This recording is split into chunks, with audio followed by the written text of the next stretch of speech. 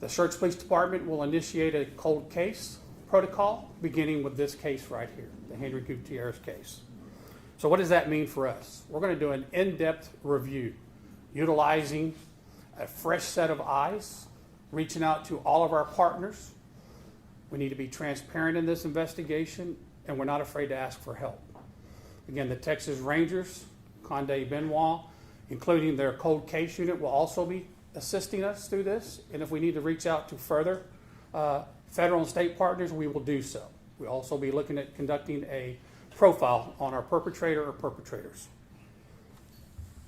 The ultimate goal is to, again, bring the perpetrators to justice and solve this case. We believe by doing so, we hopefully believe that it will bring some type of peace of mind to the Gutierrez family and let them move forward as we solve this violent, heinous, and violent, tragic incident. I will also have two other speakers this afternoon. The first one is going to be Miguel Gutierrez. He is the son of Henry. I just want to make a few comments also about Henry. Henry was a long-time community member of the city of Schertz, very successful businessman, and had quite a bit to do in the success in the city of Schertz and moving forward. I think this is something that we not only owe to the Gutierrez family, but we also owe to the city and our community. That's why we're doing so.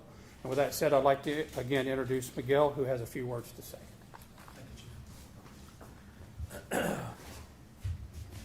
This is a very difficult time for us, and for many in our family, this is no longer a time of year that we look forward to.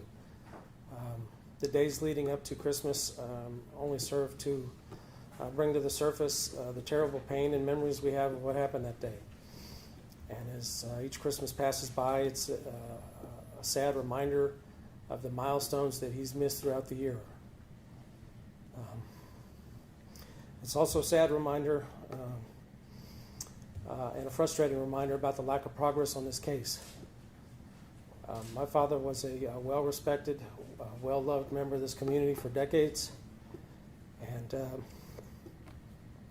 it's inconceivable to us that his murder still remains unsolved here almost 7 years later.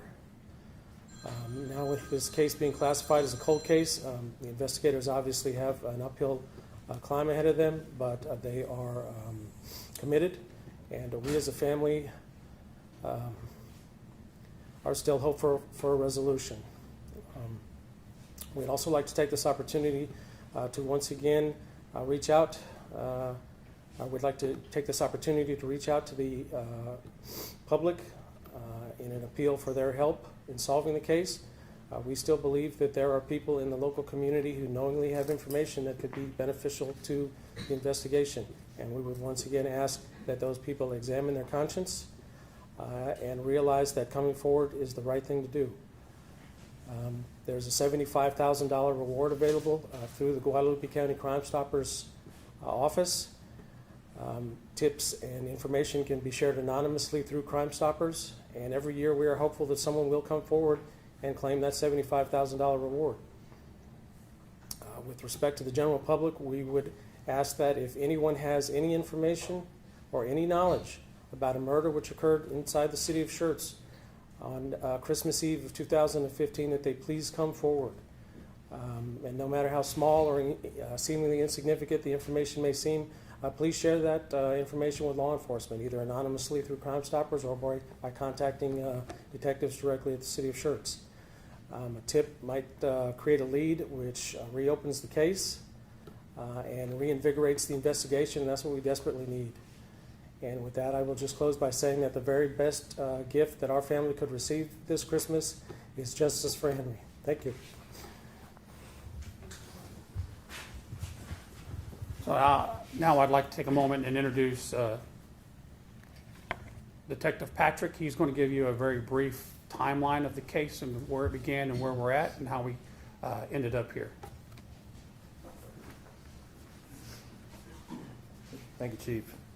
First of all, I'd like to thank everyone who has attended. This is a great showing. This is exactly what we wanted. This is the first step that we're taking to kind of reiterate what Chief is talking about, and even Miguel referred to, kind of reinvigorating a search for leads and information. That's what we so desperately need. So, yes, this is a great start, but even you can reach out to friends, get the word out that, because there may be someone that knows something that maybe they're just they need that little push to come forward, and you may know them, all right? So I want to kind of touch on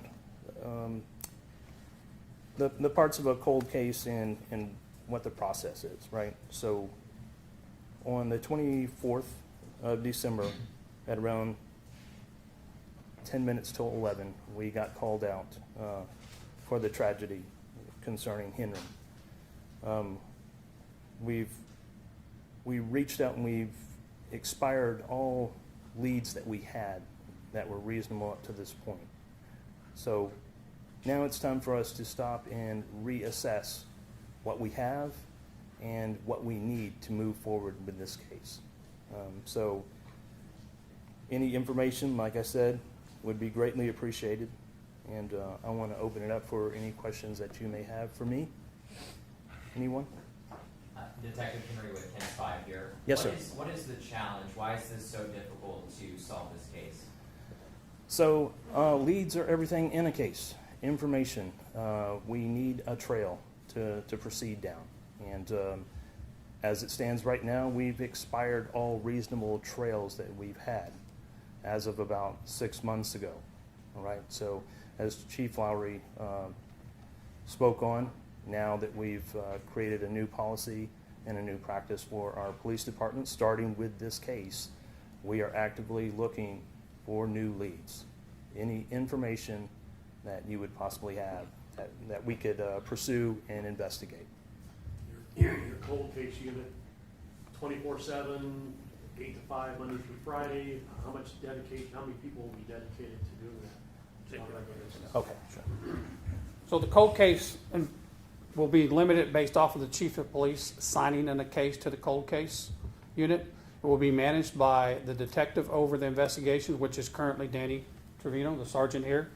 Next to him is the lieutenant commander for our investigations unit. They will work together, and they are allowed to get whatever resources they need. And again, on the end is Conde Benoit with the Texas Rangers, who will also be working with us as we review this. Again, it's a very in-depth review, so it's whatever time they need. This first review could take anywhere from 60 to 90 days to get a very in-depth review, and then we may touch it every 6 months or 12 months after that, but we will follow each of those leads. Previously, do we know how many detectives were assigned to this case, and how many is it going to be changed now with this review? So I don't have an exact number for you. We've had several detectives assigned to it. The current and most recent detective is Detective Patrick. He will remain as a resource so that he can help the new person that's coming in, or whoever the sergeant decides to assign to this.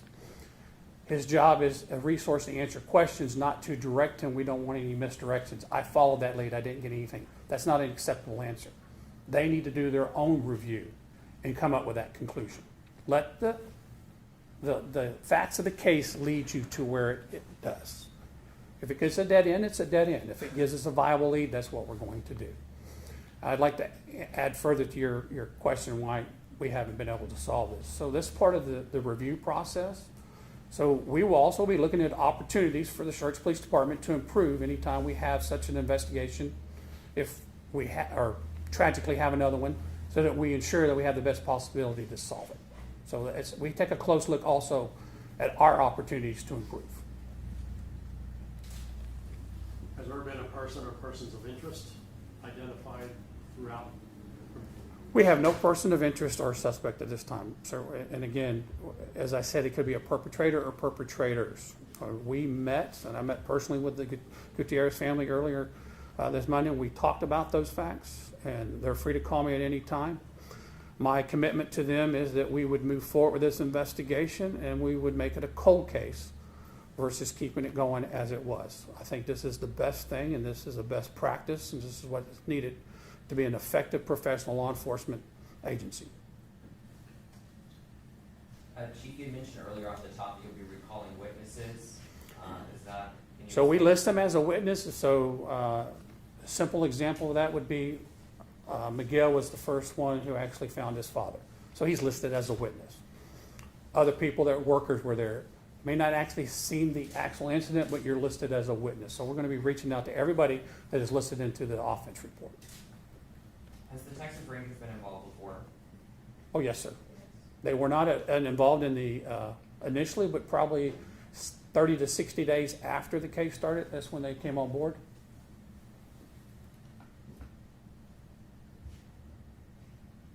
Chief, I don't believe the Texas Rangers was involved even 60 days or past that.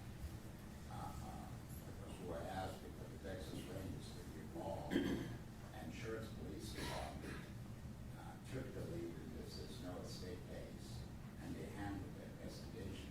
But just going back to the first night that happened to this Gutierrez, were you able to tell us how long that night, that investigation that night took place before the property was released to the family for cleaning? For something that detailed, I'd have to get offline with you to research that information, but we can certainly supply you that answer. Were there any witnesses that particular night with their son to the police station for questioning? Again, that detailed right now, I would have to do further research, and I want to make sure we give you the correct answer. So I'd have to do further review of that for you. But we will be happy to answer that question for you. The other final question is why Henry's vehicle was not reported to DPS as a missing vehicle, a stolen vehicle, that night, because it did not get reported to DPS until Monday.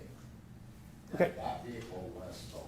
Those are very good questions which we're going to review, and those are opportunities. And I can be able to give you a deadline as to when the car was reported stolen, when it was entered on the NCIC, TCIC, and when it was actually recovered. We can be able to provide all that. I didn't get that in-depth and was prepared to answer that in-depth of a question for today's media release. It was more to move forward with this as a cold case so that we could conduct that in-depth review and to see what those opportunities were for us to improve and actually see if we could solve this case. Because we found out that the vehicle was stolen and also was not reported to Department of Public Safety and got reported stolen on Monday. Right. So a few days after the actual. Unfortunately, I cannot answer that for you. And again, the fact that you're saying that with authority, I can't tell you that's true or not, but we will get the answer for you. Thank you. You have time for one more question. Chief, what type of leads, if you could just kind of drill down to tell the public that you guys are looking for? Is it just more of a, you see him that night? I mean, it's just, because obviously you guys probably are going to get an influx more of people that may claim that they saw something that night, but is there something specific that you want to disseminate to the public? Here's how I will answer that, sir.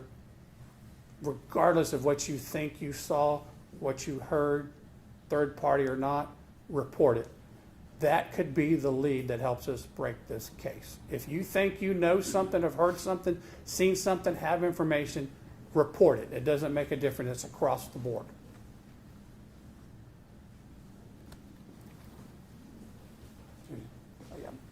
In closing, I just want to also make sure I thank the investigative team. They've stepped up to this challenge that I've given them to come up with a protocol and to move this case forward as a cold case. So again, I appreciate the entire investigative team for taking that challenge. And again, thank you all for coming out. I think it speaks a lot, and especially the Gutierrez family. Thank you. Thank you for including us. Thank you for attending our press conference. As a reminder, you can pick up a copy from me of our press release, and I will also be sending that out to all of our press contacts. And shortly, sometime this afternoon, I will place the press release on our social media page. Again, thank you for coming out to our press conference.